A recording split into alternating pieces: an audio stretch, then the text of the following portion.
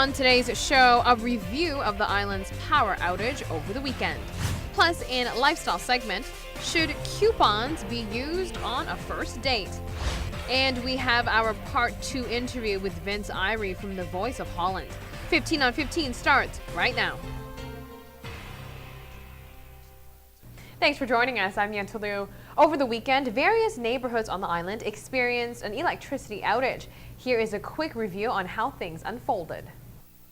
On Friday late afternoon from 5:20 to 7 p.m., Elmar had issues with its cables, resulting in Sabana Blanco, Dakota, and Tarabana to be without electricity. Friday to Saturday morning, we had a outage at WEP.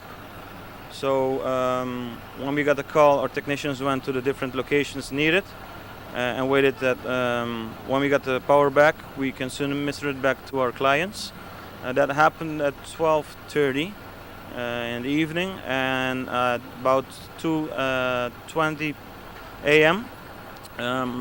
Most of Aruba all of Aruba got the power back. It was a big brownout. A severe thunderstorm over the weekend was also the cause of another power outage. And on the Saturday to Sunday morning, we had again a problem, but this time it was caused by lighting hitting one of our cables and caused that more or less 5 or 6 neighborhoods didn't get power. The impact of the thunderstorm caused a chain of issues. Elmar and Webb had to approach the situation in steps. It was a big problem. We solved it by phases, and at 8 o'clock in the morning, our crews were completely done, and most of all of the neighborhoods got their power back.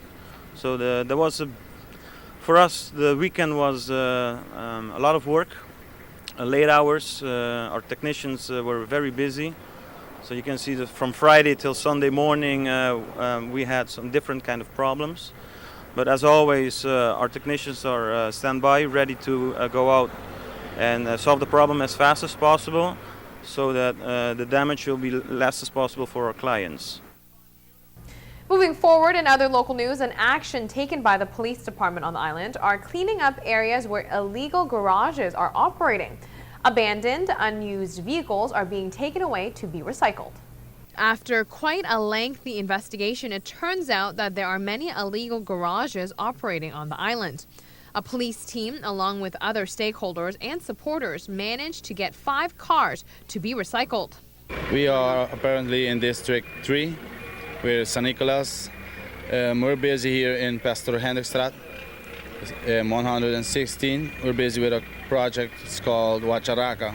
It's involving the car wrecks, where it can do such a damage to the environment and to the public health. The purpose of the initiative is to protect the environment for the citizens of Aruba, but also the tourists as well. So we're gonna try to inform the community about the car wrecks. We're gonna try to teach them more about the environment, how it's so important to protect our environment here in Aruba, because most of all the tourists come visit us for they to have a nice view of our island. This past Saturday night, entertainment, crowds, and ambiance took over the main street of San Nicolas. The 5th edition of Green Village was a well-attended one. The main street of San Nicolas had live music, DJs, and a great party atmosphere on Saturday night. Everybody enjoyed the Heineken brand and offerings from Romar Trading. There were no ticket sales at the door, and at several participating gas stations, they ran out of Green Village tickets. Green Village had a tremendous lineup on the main stage as well as the electric stage. For those who attended Green Village, you were probably caught in the thunderstorm, which was unfortunate, but I have to say the organization of the event was spectacular and it was fun while it lasted. When we come back, we have much more. Stay with us.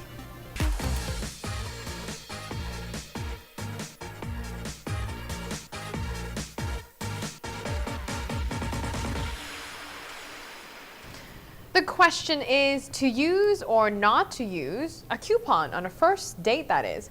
In this day and age, more men are using coupons and email offers to cut costs on dates. Check this out. Coupons on a first date. While many would applaud the men's money-saving efforts, it is a wonder how this tactic would play out on a real date. 740 men were involved in the study.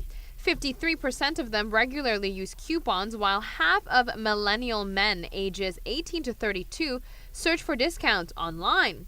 Of course, it'd be great for the ladies to meet a money-conscious guy, but the question remains, would you, as the date, be a little turned off?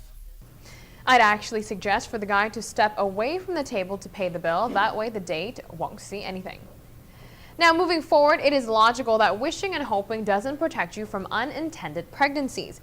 But unfortunately, there are a number of women who falsely believe that they're just not at risk of getting pregnant. Researchers analyzed in-depth interviews with women obtaining abortions in the United States and found the majority thought they were at low risk of becoming pregnant. The most common reasons for this included a perception of invulnerability, just feeling like they couldn't or wouldn't get pregnant, a belief that they were infertile, and a belief that they were fully protected by contraception even if they weren't using it properly.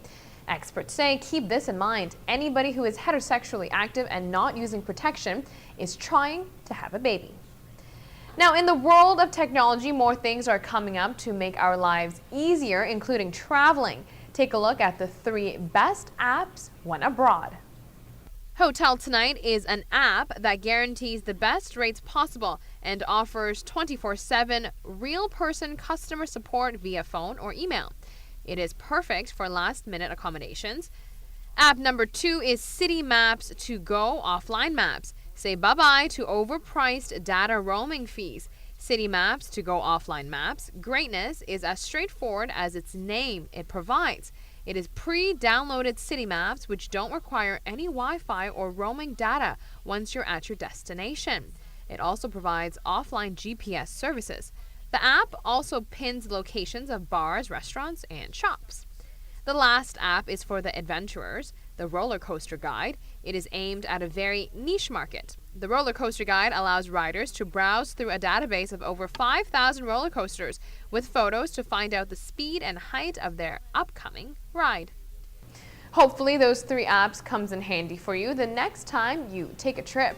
We will be right back. Take a look to see what is coming up next.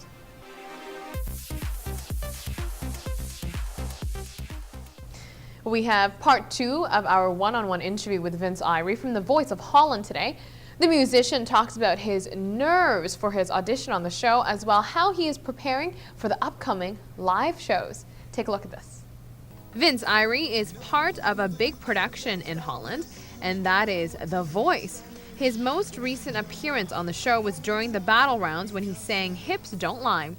Vince reveals a few key secrets to the show's success. In The Voice, the reason why that show is big as well is because they approach it differently and they try to make real artists out of the contestants, and most of the times the contestants are artists already.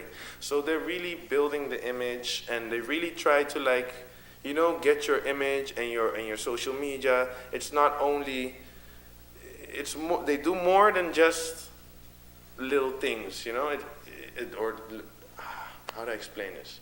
So the show is called The Voice, and it starts out with only the voice because they have to turn around and believe in your voice. But a real artist needs more than just a voice. They need an identity. They need to be someone. When you see Vince Irie's performances on The Voice of Holland, you can't tell he is nervous, but he tells me his nerves were running wild, and rightfully so. If I mess it up, you're really messed up. You know what I mean? If you mess up on TV, in front of all those people, they'll probably forget after a while, but it'll just be bad publicity. And they say any publicity is good publicity, but in this case, it's just very bad. Because it's your craft, and if you mess up your craft in front of 3 million people, so I was like, oh my God, please, let this go well.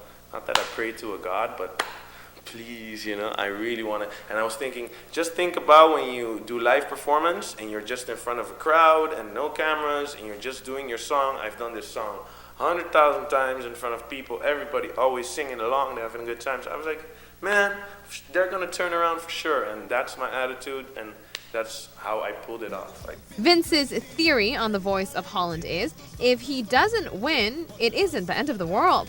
He sees this journey as a great opportunity for even better and bigger things to come. His coach says the very same thing. especially in Team Ali Bey, like that guy is, I don't know how the other coaches are, but he's really about love and being just good to each other. And he also says, don't see this as a competition. See this as your chance to shine, and let's all help out each other to shine the best shine possible and like be badass on TV. And that way we'll all win. You know what I mean? Because at the end of the day, there's only going to be one winner.